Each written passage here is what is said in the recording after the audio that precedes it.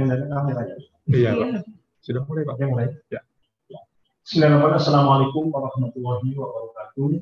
Selamat siang dan salam kenal kita semua yang saya hormati Bapak Ibu peserta wilis pada hari ini dan pemirsa dimanapun berada. Kembali pada hari ini kami BPS Provinsi Kalimantan Barat akan menyampaikan informasi terkait dengan perkembangan indikator strategis yang ada di Provinsi Kalimantan Barat. Dan hari ini adalah rilis terkait dengan perkembangan kemiskinan atau profil kemiskinan di Provinsi Kalimantan Barat.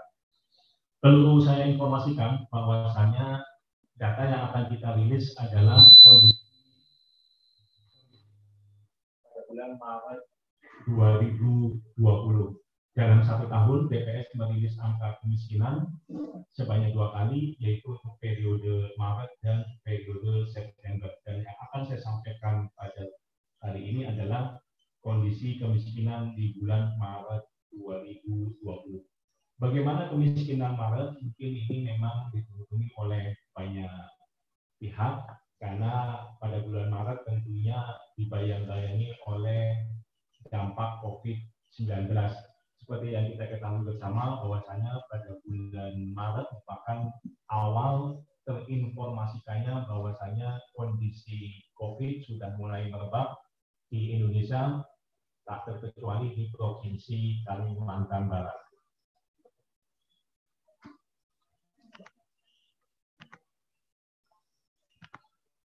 Bapak Ibu sekalian, terkait dengan kemiskinan, bahwasanya perlu kita sampaikan terkait dengan konsep dan definisinya terlebih dahulu, bahwasanya kemiskinan yang dirilis oleh BPS merupakan adalah kemiskinan makro, di mana ukurannya adalah dalam hal pemenuhan kebutuhan dasarnya.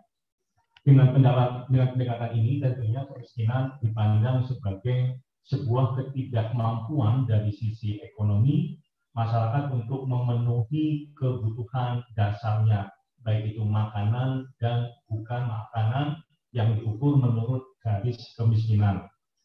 Garis kemiskinan adalah nilai pengeluaran atau kebutuhan minimum makanan yang disetarakan dengan 2.100 kalori per kapita per hari.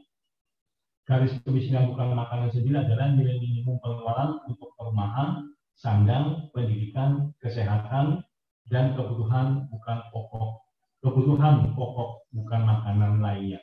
Jadi, siapa sih sebenarnya penduduk miskin? Penduduk miskin adalah penduduk yang memiliki rata-rata pengeluaran per kapita per bulan di bawah garis kemiskinan.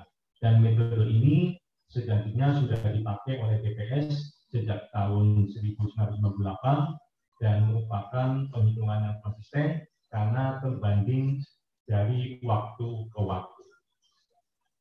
Bagaimana kondisi kemiskinan di Kalimantan Barat untuk periode Maret 2020? Ternyata pada Maret 2020 tercatat persentase penduduk miskin di Provinsi Kalimantan Barat sebesar 7,17%. Atau secara absolut dari sejumlah penduduk di Kalimantan Barat tercatat sebesar 366.000 orang atau mengalami penurunan sebesar 0,11% atau turun kurang lebih sebanyak 4.000 orang. Apabila kita bandingkan dengan kondisi yang sama di bulan Maret 2019, ini menurun sebesar 0,32% dari angka yang tercatat pada bulan Maret 2019 adalah sebesar 7,49%. Apabila kita lihat disparitas antara penduduk miskin di wilayah pedesaan dan perkotaan, kita lihat di sini dari angka kemiskinan kita sebesar 7,17%. Memang disparitasnya masih cukup tinggi antara wilayah perkotaan dan wilayah pedesaan. Untuk wilayah pedesaan, ini tercatat penduduk miskinnya sebesar 8,50%, turun 0,23% persen poin dibandingkan dengan kondisi September 2019 yang tercatat 8,73%. Kemudian untuk wilayah perkotaan itu tercatat sebesar pada bulan Maret 2020 sebesar 4,69%, naik ya sebesar 0,8% poin dibandingkan dengan kondisi September 2019. Jadi secara umum untuk kemiskinan di Provinsi Kalimantan Barat turun sebesar 0,11%, akan tetapi apabila kita bandingkan antara pedesaan dan perkotaan, penduduk miskin di pedesaan turun, sementara penduduk miskin di perkotaan mengalami kenaikan. Tadi sudah kami sebutkan di awal bahwasannya penduduk miskin adalah penduduk yang berada di bawah garis kemiskinan. Garis kemiskinan di Provinsi Kalimantan Barat pada bulan Maret 2020 tercatat sebesar Rp471.200. Ini mengalami kenaikan dibandingkan dengan September 2019 yang tercatat sebesar Rp452.899 atau mengalami kenaikan sebesar 4,04%. Dari sejumlah pengeluaran sebesar 471.000, ini komposisi terbesarnya adalah untuk pengeluaran makanan. Jadi garis kemiskinan makanannya kurang lebih porsinya sebesar 76,63%. Sementara untuk garis kemiskinan bukan makanannya, porsinya sebesar 23,37%. Ini mengapa? Karena berarti bahwasanya penduduk miskin itu proporsi pengeluaran terbesarnya masih pada konsumsi makanannya. Untuk itu perlu dijaga agar stabilitas harga-harga makanan itu stabil sehingga bisa menjaga atau menurunkan tingkat kemiskinan di Provinsi Kalimantan Barat. Kemudian dari sejumlah komoditas, ya Bapak sekalian, kita lihat di sini komoditas yang memberikan sumbangan cukup besar terhadap garis kemiskinan. Di sini baik perkotaan maupun pedesaan relatif sama, yaitu beras, tentunya ini kebutuhan pokok. Untuk wilayah perkotaan itu kontribusinya sebesar 21,29, sementara di wilayah pedesaan sebesar 28,91%. Kemudian rokok kretek, ini sekali lagi rokok kretek ini sebenarnya memang tidak ada kalorinya, tetapi ternyata banyak dikonsumsi oleh masyarakat ya, baik di perkotaan dan pedesaan, dan ini menyumbang kontribusi untuk kemiskinan kurang lebih sebesar 14% di perkotaan dan 12% di pedesaan. Kemudian juga telur ayam ras, daging ayam ras, dan mie instan. Inilah beberapa komoditas yang menyumbang atau kontribusinya cukup besar memberi sumbangan terhadap garis kemiskinan. Sehingga harapannya untuk komoditas-komoditas ini terus dijaga harganya, dari sisi harganya, sehingga konsumsi masyarakat, terutama masyarakat kelas bawah, tetap terjaga. Kemudian untuk komoditi non makanannya, ini terlihat bahwasanya konsumsi masyarakat kelas bawah yang menyumbang terbesar untuk garis kemiskinan adalah untuk pengeluaran rumahan, kemudian untuk bensin, listrik, pendidikan, dan perlengkapan untuk mandi. Jadi sekali lagi Bapak sekalian, itu komoditas-komoditas yang memberikan sumbangan besar terhadap garis kemiskinan di Provinsi Kalimantan Barat.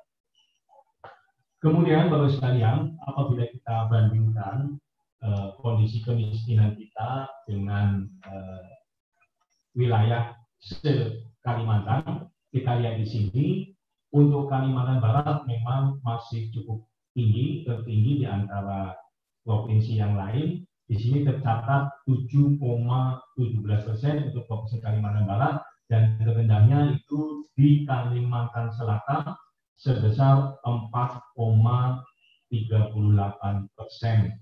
Dan kita masih berada di bawah Indonesia. Indonesia ini tercatat sebesar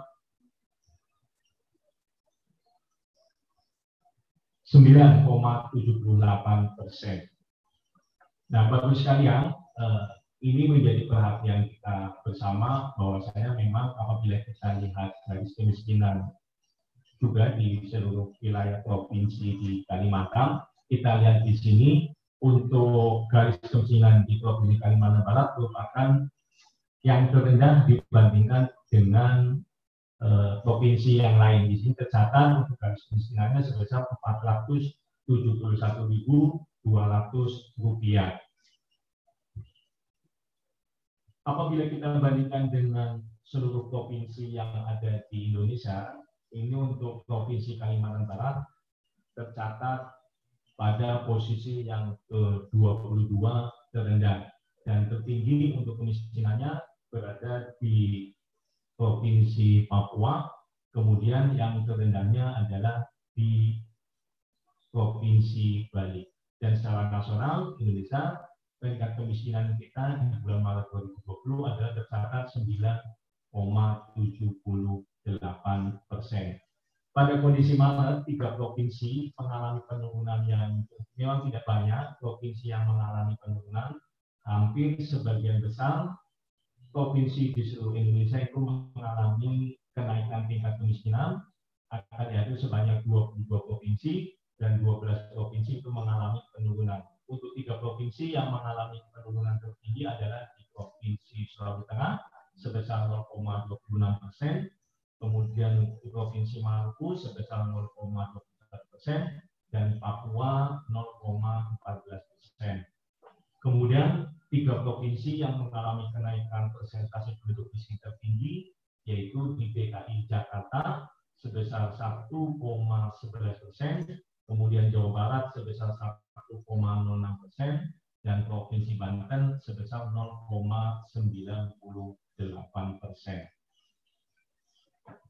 Selain jumlah penduduk miskin atau persentase penduduk miskin, sebenarnya persoalan kemiskinan bukan hanya dilihat dari penduduknya saja, akan tetapi bagaimana tingkat kedalaman dan keparahan. Di sini kita juga menyampaikan terkait dengan indeks kedalaman kemiskinan dan juga indeks keparahan kemiskinan. Indeks kedalaman kemiskinan, terus kalian ini mengindikasikan bahwasanya jarak rata-rata pengeluaran penduduk miskin terhadap garis kemiskinan. Kemudian indeks keparahan kemiskinan mengindikasikan ketimpangan pengeluaran di antara penduduk miskinnya. Kita lihat di sini bahwasanya indeks kedalaman kemiskinan di Provinsi Kalimantan Barat turun dari 1,024 menjadi 1,06%. Artinya apa? Penduduk yang berada di bawah garis kemiskinan itu semakin mendekati garis kemiskinannya, sehingga akan lebih mudah semakin turun ya kedalaman kemiskinannya, berarti mudah terangkat dari tingkat kemiskinannya. Kemudian apabila kita lihat tingkat keparahannya, Bapak sekalian, untuk Provinsi Kalimantan Barat, kita lihat di sini bahwa untuk tingkat keparahannya memang kita agak sedikit naik. Ya, ini mengindikasikan bahwasanya tingkat pengeluaran atau ketimpangan di antara penduduk miskin itu sendiri semakin besar. Jadi memang apabila kita lihat dari kedalamannya semakin mendekat ke garis kemiskinannya, akan tetapi kalau kita lihat dari sisi keparahannya, ternyata pengeluaran di antara penduduk miskin itu pun semakin melebar. Nah, kita lihat di sini bagaimana fluktuasinya, perkembangannya dari setiap periodenya. Kita lihat di sini bahwasanya memang untuk kedalaman dan kemiskinan di Provinsi Kalimantan Barat cenderung mengalami penurunan. Dan memang untuk keparahannya beberapa periode sebelumnya itu semakin menurun, akan tetapi pada Maret 2020 ini mengalami kenaikan. Selanjutnya, Bapak bisa lihat selain dari angka kemiskinan, kita coba ingin melihat bagaimana sih tingkat pengeluaran atau tingkat ketimpangan dari pengeluaran penduduk atau yang kita kenal dengan indeks Gini rasio. Jadi indeks Gini rasio itu merupakan bagaimana sih rasio proporsi ya pengeluaran terhadap proporsi dari penduduk yang ada. Kita lihat di sini untuk Gini rasio pada bulan Maret 2020 itu tercatat sebesar 0,317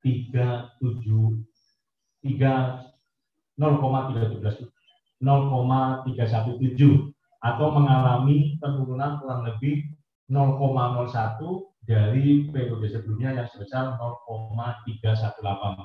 Ini jangan dipikir hanya mengalami penurunan 0,001 ya, akan tetapi indeks Gini ini meskipun angkanya cukup kecil, tapi membutuhkan effort yang cukup besar bagaimana tingkat pendapatan atau pengeluaran itu bisa didistribusikan secara merata kepada masyarakat. Dan harapannya memang untuk indeks Gini rasio ini semakin hari semakin menurun sehingga kita bisa menggapai tingkat pemerataan yang baik.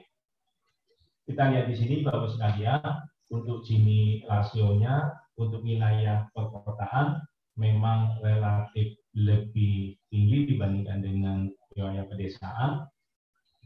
Dan kita lihat juga di sini Bapak sekalian, apabila kita membagi kelompok penduduk menjadi 3 kelompok, yaitu pertama penduduk dengan 40% pengeluaran rendah, kemudian 40% dengan penduduk yang pengeluaran menengah, dan 20% dengan pengeluaran yang tinggi. Kita lihat di sini pada bulan Maret 2020 tercatat untuk proporsi 40% penduduk dengan pengeluaran rendah ada sebesar 21,05. Ini merupakan kategori yang disampaikan oleh World Bank. Artinya apa?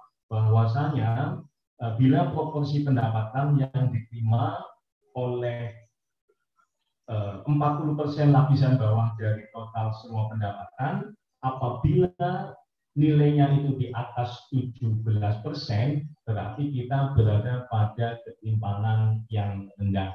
Dan di sini kita lihat bahwasanya proporsi kita sebesar 21,05. Artinya tadi bahwasanya dengan angka sebesar 0,317 berarti ketimpangan kita masih pada level ketimpangan yang rendah. Nah, apabila kita bandingkan di antara wilayah di seluruh provinsi di Indonesia, kita lihat di sini terdapat 8 provinsi dengan Gini rasio di atas Gini rasio secara nasional. Pada bulan Maret 2020 ini tercatat untuk Gini rasio Indonesia sebesar 0,381, dan tadi kita masih berada di bawah untuk nasional. Gini rasio tertinggi tercatat di Provinsi Daerah Istimewa Yogyakarta sebesar 0,434, dan Gini rasio terendah itu berada di Provinsi Kepulauan Bangka Belitung yang tercatat sebesar 0,262. Dan apabila kita bandingkan dengan provinsi yang lain, kita berada pada peringkat yang ke-29 terendah untuk Gini rasionya. Mungkin itu saja yang dapat saya sampaikan terkait dengan bagaimana sih profil kemiskinan di Provinsi Kalimantan Barat pada periode Maret 2020 dan kondisi ketimpangan di Provinsi Kalimantan Barat. Mudah-mudahan informasi ini dapat bermanfaat bagi pemerintah dan semua pihak, dan tentunya untuk menurunkan tingkat kemiskinan ke depannya diharapkan terus dilakukan program-program pengentasan kemiskinan yang langsung menyentuh pada penduduk di level bawah. Terima kasih, selamat siang, dan wassalamualaikum warahmatullahi wabarakatuh.